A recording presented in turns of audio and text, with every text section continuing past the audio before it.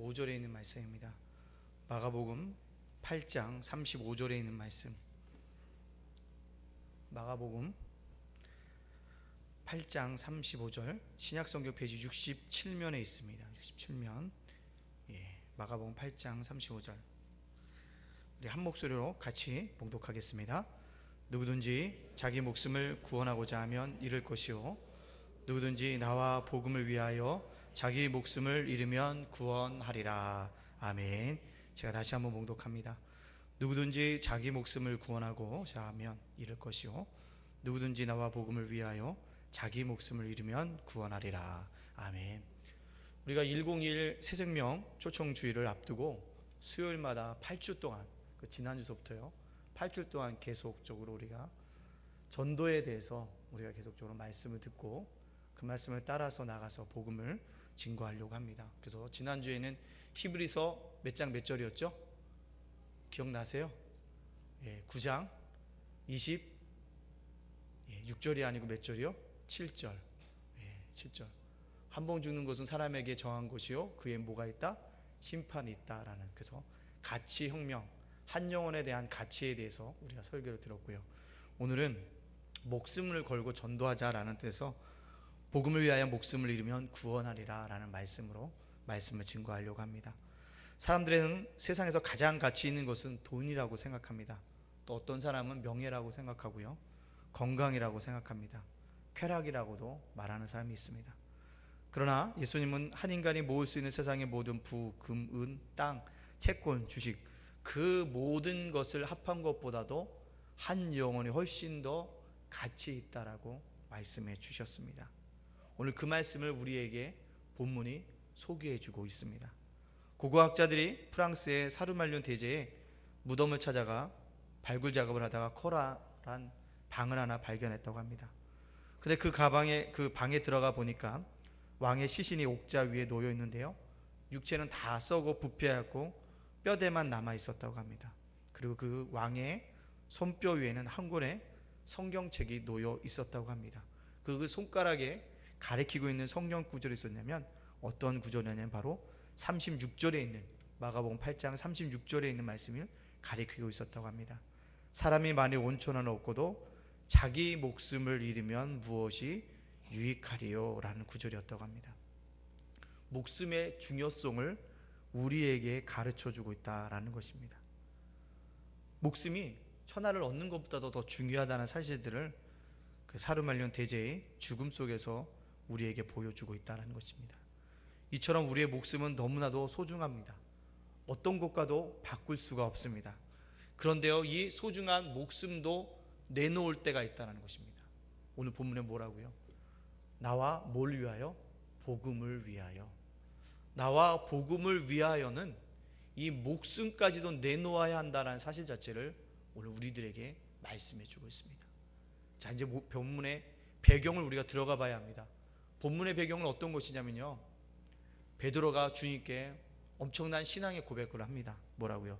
주는 그리스도시요 누구라고요? 살아계신 하나님의 아들이라는 고백을 합니다. 근데 여기서 중요한 것은요, 예수님께서 그 제자의 고백을 들으신 후에 비로소 자신이 온 목적을 제자들에게 가르쳐 주십니다. 이 땅에 자기가 온 목적이 무엇이냐? 제자들과 성기관들의 손에 모하여서 버림받고 죽음을 당한다라는 것입니다. 그리고 죽은 지 며칠 만에 3일 만에 부활할 것을 비로소 가르치고 있다는 것입니다. 이 이야기를 들었을 때 아멘하고 그렇게 가겠습니다라고 제자들이 고백할 것 같은데 그렇지 않았다는 것입니다. 누가요? 베드로가 손을 번쩍 들면서 화를 내는 것입니다. 결코 그런 일은 뭐합니다? 일어나선 안 된다라고 오늘 본문 말씀에 보니까 항변했다라고 얘기하고 있다는 것입니다. 따지고 들었다는 거죠. 결코 이런 일이 일어나면 안 됩니다라고 예수님께 따지고 있다는 것입니다. 그때 예수님께서 베드로에게 사탄아 뭐하라? 물러가라라고 얘기합니다. 결국 베드로를 뭐라고 얘기하면 사탄이라고 규정하셨고 그에게 야단을 치신 후에 오늘 본문에 있는 말씀 우리에게 얘기해 주고 있다는 것입니다. 그래서 바로 34절과 35절에 그 중요한 포인트가 있다는 거죠. 읽지는 않았지만 34절 이렇게 합니다. 무리와 제자들을 불러 이르시되 누구든지 나를 따라오려거든 자기를 부인하고 자기 십자가를 지고 나를 따를 것이라. 35절에 누구든지 자기 목숨을 구원하고자 하면 잃을 것이요 누구든지 나와 복음을 위하여 자기 목숨을 잃으면 구원하리라. 무엇입니까? 앞으로 나를 따라오려고 하면 첫째, 자기를 부인하고 나를 따라오라고 주님을 말씀하셨습니다. 두 번째, 자기 십자가를 지고 주님을 쫓을 것이라고 얘기하고 있으며, 예수님과 복음을 위하여 목숨을 잃으면 구원하여 주신다라고 우리에게 말씀해 주고 있습니다. 우리가 본문을 주목해서 볼 것이 있다면 바로 나와 복음을 위하여라는 것입니다. 여기서 나는 누구를 가리킬까요?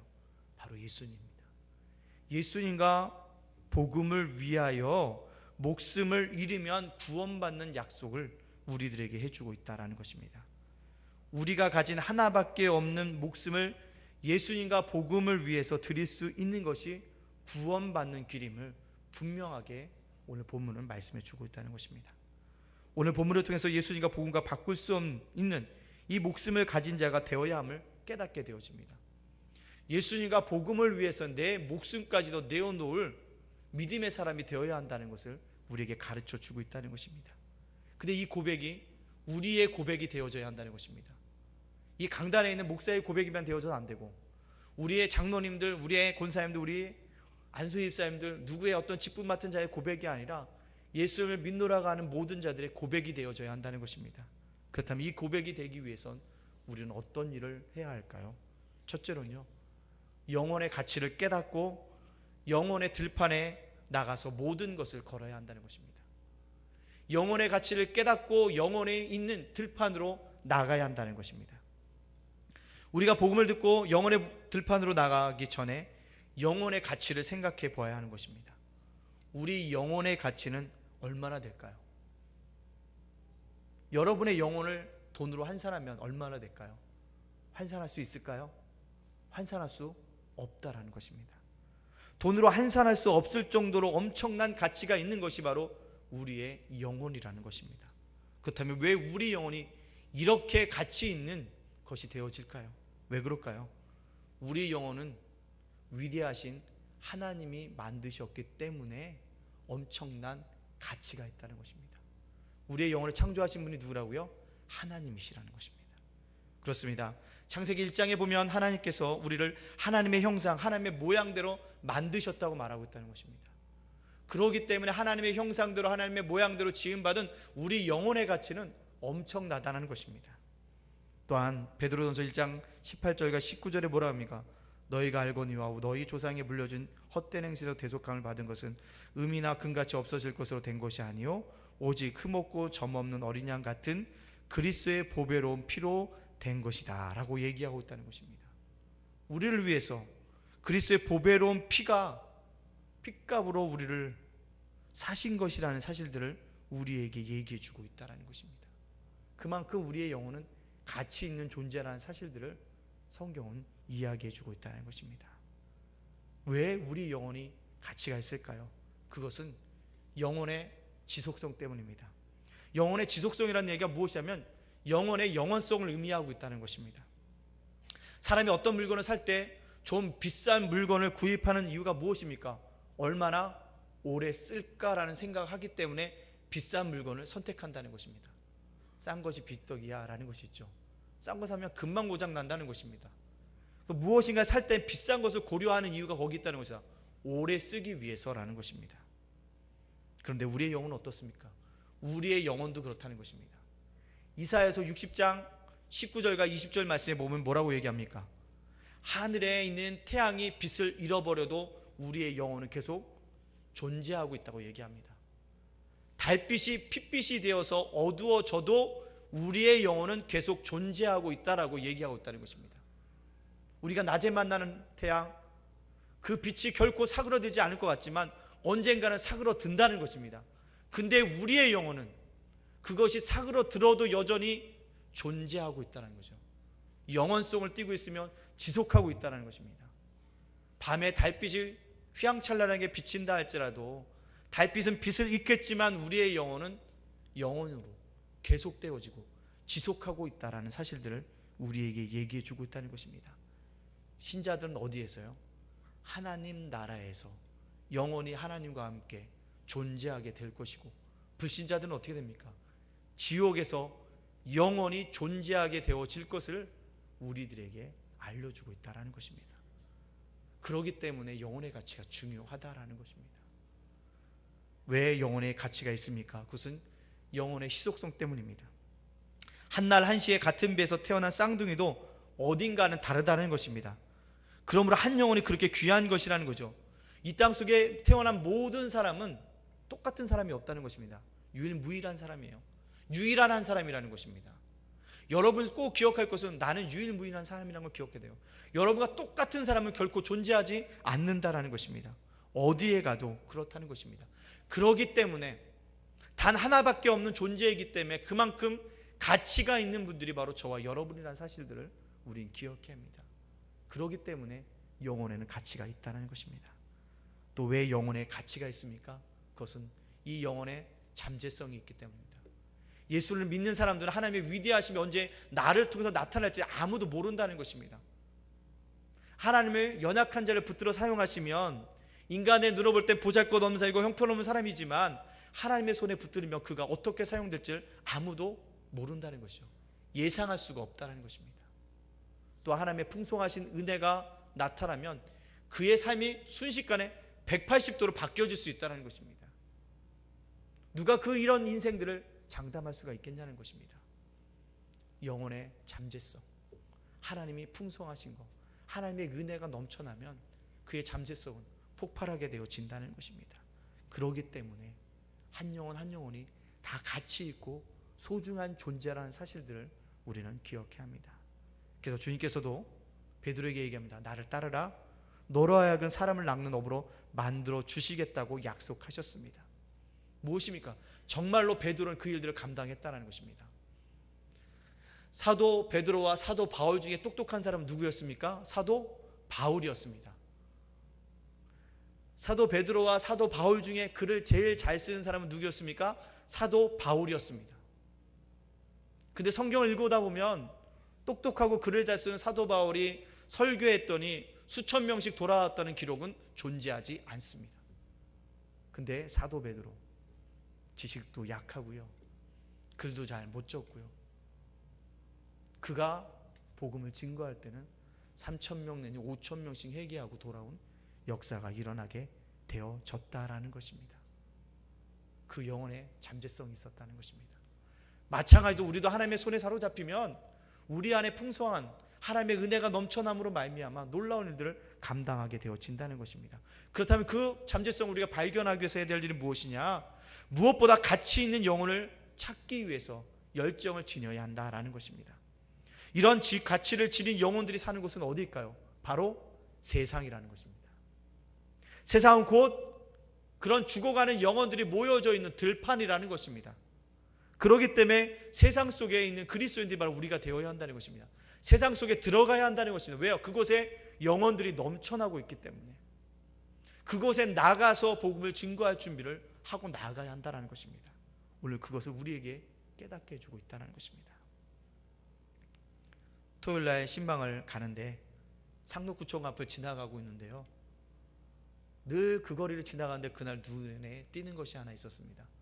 무엇이냐면 상록구청 앞에 큰 절이 하나 생겼더라고요. 보셨어요? 네, 큰 절이 하나 있더라고요. 근데 그 큰 절 뒤에 더 마음 아픈 거 보니까 교회가 있더라고요. 달랑 뭐만 보이냐면 십자가만 보이는 교회가 있었습니다. 그 절을 보면서 또한 그 뒤편에 가려져 있는 교회를 보면서 이런 생각을 하게 되었습니다. 저 교회 목사님 참 마음이 아프시겠다고. 신방 가서 물어보니까 그 교회가 먼저 생겼대요. 그 후에 그 앞에 뭐가 생겼냐면 절이 생겼다고 하더라고요. 그리고 또 한편으로 이런 생각이 들었습니다. 불교는 4세계 종교인데 자아가 해탈되어 스스로가 부처가 되어지는 삶들을 살아가는 건데, 불교라는 어떠한 종교인데 왜 그들이 이 도시 한복판에 나와 있는 이유가 무엇일까라는 생각이 제 마음속에 들었습니다. 왜 그랬을까요? 불교도 산속에서 찾아오는 불자들을 기다리기보다는 적극적으로 포교해야겠다라는 생각을 가지고 세상으로 나왔다는 것이죠. 산중에 있는 불교가 아니라는 것입니다. 지금의 불교는 영혼의 들판이 있는 곳으로, 세상에 있는 그곳으로 나와서 자기들의 거짓된 종교를 심어주고 있다는 것이죠. 하물며 그들도 그런데 우리들도 그래야 한다는 것입니다. 영혼의 들판으로 나가야 한다는 것입니다. 세상에 나가서 복음을 전해야 한다는 것입니다. 우리끼리 이곳에서 예배하고 교제하고 찬양하고 생활하는 것 참 좋은 일입니다. 그러나 여기에서 만족해서는 안 된다는 것이죠. 나가야 한다는 것이죠. 어디요? 교회 밖으로, 죽어가는 영혼이 있는 그 들판으로, 예수님을 모르는 그곳으로 나가서 복음을 증거해야 한다는 것입니다. 그럴 때 좋은 것이 아름다운 것이 될 수 있다는 것입니다. 좋은 것이 아름다운 것으로 되어줄 수 있는 그 역사를 경험하기 위해선 우리가 영혼이 있는 그 들판으로 나아갈 준비를 해야 한다는 것입니다. 1884년 부활절 주일 새벽에 언더우드와 벤젤레 선교사님이 조선의 복음화를 위해서 조선 땅에 들어왔습니다. 그들이 왜 조선 땅에 들어왔겠습니까? 조선에 죽어가는 그 영혼들을 구원하기 위해서 온 것입니다. 영혼의 들판으로 들어온 것이라는 것입니다. 그들 뒤를 따라서 수많은 선교사들이 들어왔습니다. 그들에게 영광만 있었습니까? 영광이 아니었습니다. 풍토병으로 자식을 먼저 보낸 선교사들이 수두룩했고, 아내를 먼저 보낸 선교사도 있었고, 선교하기로 왔는데 남편이 먼저 떠났던 경우도 있었다는 것입니다. 자신도 핍박 때문에 어려움을 당하는 선교사들이 한둘이 아니었다는 것입니다. 왜 이들이 그토록 어려운 조선 땅을 찾아왔을까요? 그것은 조선에 있는 영혼들을 바라봤기 때문인 것입니다. 그 영혼의 들판들을 바라볼 때 안타까운 마음들이 그들 마음속에서 폭포수같이 일어나므로 억누를 수 없는 그 마음의 심정들을 가지고 조선이라는 영혼의 들판들에 뛰어들게 되어졌다는 것입니다. 그래서 자신의 삶들을 그곳에서 불태우게 되어졌다는 것입니다. 그 불타오는 그 순교의 정신 때문에 저와 여러분이 오늘 이곳에 앉아 있는 것이라는 것입니다. 그 사명이 우리에게도 주어졌다는 것입니다. 그 사명을 감당하자고 한다면 우리의 눈은 이제 영혼을 바라봐야 합니다. 죽어가는 저 영혼들, 세상 속에서 방황하는 저 영혼들, 죽음의 터널을 지나고 있으면서 알지 못하는 저들을 향해서 나아가는 것, 영혼의 들판을 향해서 담대히 나아갈 수 있는 것, 그것이 바로 우리의 사명이라는 것입니다. 이 사명을 감당할 믿음의 사람들, 믿음으로 준비할 수 있는 저와 여러분이 되어지기를 간절히 소원합니다. 그렇다면 이제 문제는 우리가 저 영혼의 들판에 걸어갔어요. 나갔어요. 근데 문제는요, 우리가 걸어야 한다는 것입니다. 무엇을 걸어야 될까요? 목숨을 걸어야 한다는 것입니다. 흐지부지해서는 되어질 일이 아니라는 것이라는 것입니다. 우리나라 최고의 지성인으로 알려진 이어령 전 장관이 있었습니다. 그 박사님의 딸이 이민아 목사님이었죠. 소천했습니다. 그녀의 생애를 보면 세상적으로 볼 땐 참 시련과 고통의 연속이었습니다. 그죠? 남편과 이혼도 했고요, 아들도 죽었고요, 자신도 암투병으로 하나님의 부르심을 받았습니다. 근데 그녀는 죽는 순간까지도 복음을 증거했다는 것입니다. 죽어가는 그 순간 속에서도 주님 때문에 행복했다는 것입니다. 주님으로 충만한 삶을 살았다는 것입니다. 많은 사람을 예수 있게로 인도했다는 것입니다. 그래서 이어령 교수가 자신의 딸을 그 생애를 바라면서 뭐라고 얘기합니까? 땅에서 하늘처럼 살아간 사람이 내 딸이었다라고 소개하고 있지 않습니까? 이민아 목사가 그런 삶을 살 수 있었던 것 무엇 때문이었을까요? 바로 예수님과 복음 때문이었다는 것입니다. 다른 것이 아니었다는 것입니다. 자신의 유익이 아니었다는 것입니다. 오직 예수님과 복음을 위하여서 죽어가는 그 촛불까지도 꺼져가기 전에 끊임없이 복음을 증거했다는 것입니다. 우리 같으면 병원에서 항암 치료 받고 할 것 같은데 그렇지 않고 끊임없이 나아가는 도전하는 모습이 그에게 있어졌다는 것입니다. 우리 그런 의미에서 다시 한번 35절을 한번 읽어볼까요? 참 도전이 되어지고 설교를 준비하는 저도 참 한편으로 마음이 편치 못한 귀한 도전의 말씀이었다는 것입니다. 우리 같이 읽습니다. 시작. 누구든지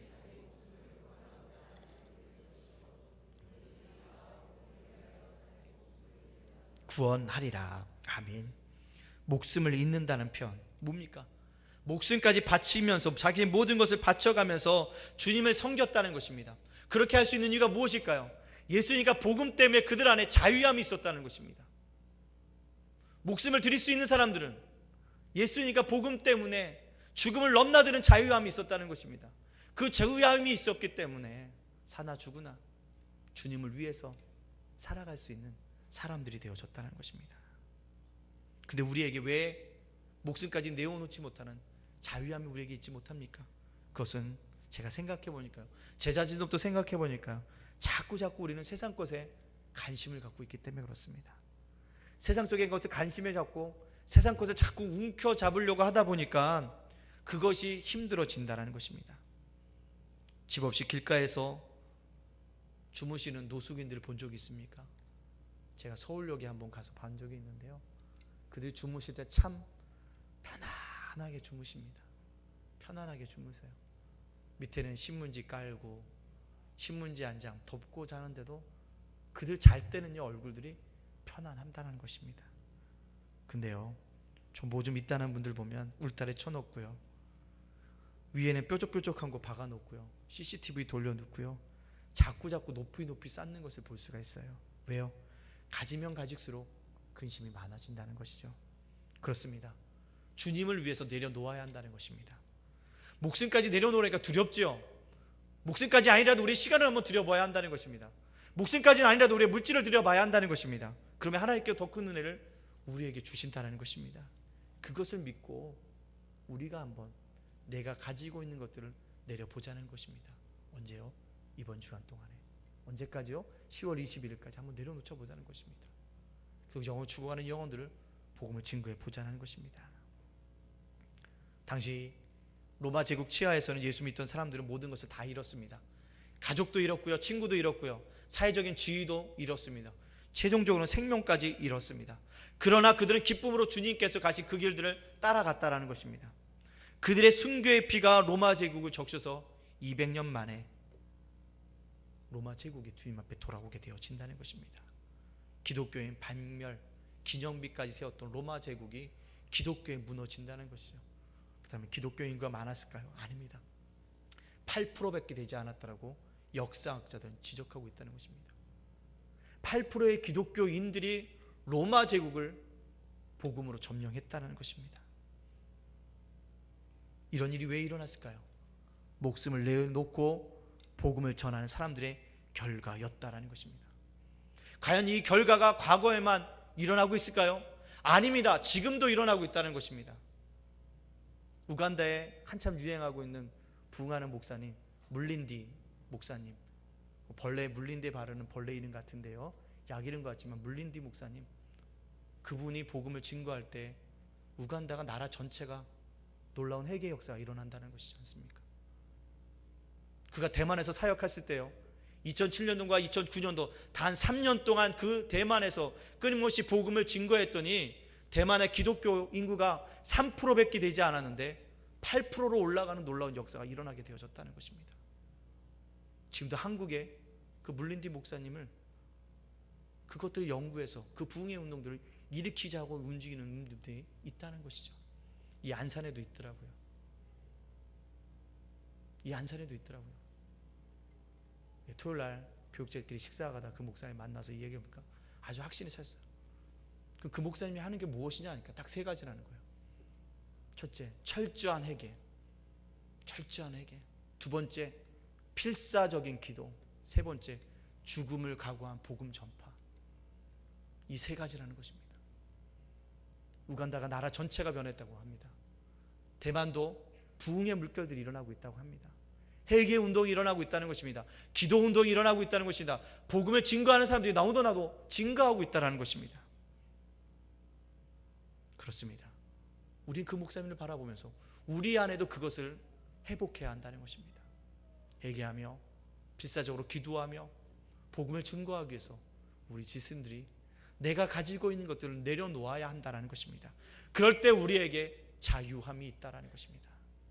지금도 이러한 목숨을 걸고 복음을 증거하는 자들이 역사가 일어나고 있다는 사실들을 우리는 꼭 기억해야 합니다. 프랑스에 가면 광야 박물관이라는 곳이 있다고 합니다. 가보지 않아서 그러지만 18세기 프랑스에 있었던 개신교에 대한 극심한 박해를 당해 성도들이 들과 산에 모여서 예배드리던 그 역사적인 현장과 유물을 보존하기 위해서 만든 박물관이라고 합니다. 우리 성도님들 사이에 참 오해가 하고 있는 것인데 유럽이라는 그 전체적인 나라를 보면 사실 개신교 국가가 아닙니다. 유럽은 미안하지만 카톨릭 국가입니다. 전체가 다. 유럽에서 유일하게 개신교를 주장하고 있는 두 나라가 있다면 네덜란드와 스위스입니다. 두 나라 빼고는요 거의 대부분 다 카톨릭입니다. 좀 동떨어지게 있다면 영국이죠. 영국이 성공회가 있지만 지금은 또 거기가 이슬람화되어 가고 있는 안타까운 현실들을 또 우리가 보게 되어지고 있는데요. 프랑스가 개신교를 유럽 중에서 가장 많이 박해했던 나라 중에 하나입니다. 프랑스인으로서 종교적인 박해를 피해서 스위스로 도망갔다가 종교개혁을 완성시켰던 제2의 사람 누구냐면 존 칼빈도 프랑스 사람이었다는 것입니다. 스위스에 가서 복음을 증거했다는 거죠. 당시 철저하게 프랑스는 개혁교회를, 개신교회를 핍박했다는 것입니다. 그래서 개신교회에 참석한 신자들을 철저하게 형벌을 주었고 특별히 잡히기만 하면 특별히 제작된 형틀에서 뼈가 부스러지며 참수형을 당하게 했다는 것입니다. 여자들은 탈출이 불가능한 높은 망대의 탑 감옥에 갇혀 수십 년 동안 추위와 굶주림 속에서 살다가 죽어가게 했다는 것입니다. 또한 건강한 남자들은 예의 없이 프랑스 왕의 전함 밑에서 죽을 때까지 손과 발목에 쇠고랑이 차여준 데 노를 젓다가 그곳에서 죽어갔다고 합니다. 근데 이 광야박물관에 전시된 많은 전시물 중에 특별히 눈길을 뜨는 전시물이 있다고 합니다. 그것은 이 파손된 노예선에서 나온 조그만 나무판인데요, 거기에 피골이 상접한 사람이 노를 젓는 그러한 모습이 그려져 있다고 합니다. 근데 그 모습 밑에 한 글귀가 써여져 있다는 것입니다. 이렇게요. 주님, 저로 하여금 제 손목의 쇠고랑을 당신과의 혼인 반지로 삼게 하시고 제 발목의 쇠고랑을 당신의 사랑의 사슬로 여기게 하소서라는 글귀가 써여져 있다는 겁니다. 거치장스러운 손목의 쇠고랑, 발목의 쇠고랑을 혼인 반지로 사랑의 사슬로 여기면서까지도 그들은 신앙을 지켜갔다는 것입니다. 그 신앙을 그렇게 지켜갔던 그 믿음에 우리의 조상이 있었는데 이 땅을 살아가는 우리들도 여전히 편안함 속에서 예수를 믿는 것이 아니라 평안함 속에서 더욱더 복음을 증거하기 위해서 끊임없이 목숨을 내어놓고 나가야 한다는 것입니다. 복음에 가지고 영혼의 들판을 향해서 나가야 한다는 것입니다. 왜요? 예수님과 복음만이 그 영혼들을 살릴 수 있기 때문에 그렇습니다. 그 영혼을 살리기 위해서 죽을 각오로 우리는 복음을 증거해야 한다는 것입니다. 우리가 목숨을 잃어버린다는 믿음으로 복음을 증거한다면 하나님께서 천군 천사들을 보내어 우리를 호위하고 우리를 응원해 주실 것입니다. 오늘도 하나님께서는 이런 사명자를 찾고 계십니다. 목숨까지도 예수님과 복음을 위하여 바꿀 수 있는 사람을 찾고 계십니다. 살려고 몸부림치니까 문제지. 죽겠다고 하면, 결심하면 뭐가 두렵겠습니까? 죽겠다고 결심하면 남이 욕하든지 물고 뜯든지 무슨 상관이 있습니까? 내가 죽으면 아무런 상관이 없다는 것입니다. 내가 죽고 나면 자유함이 있다는 것입니다. 누가 나를 욕하고 핍박하고 흔들고 욕하고 물고 뜯든지 아무런 상관이 없다는 것입니다. 왜요? 나는 죽었기 때문에. 이런 믿음을 가지고 죽을 만큼 전도하고 목숨을 잃으면서까지도 전도하는 믿음의 사람들이 되어서 우리 모두가 죄 복음자로서 우뚝 세워질 수 있는 믿음의 사람들이 다 되어주시기를 주님의 이름으로 축복합니다. 아멘. 기도하시겠습니다.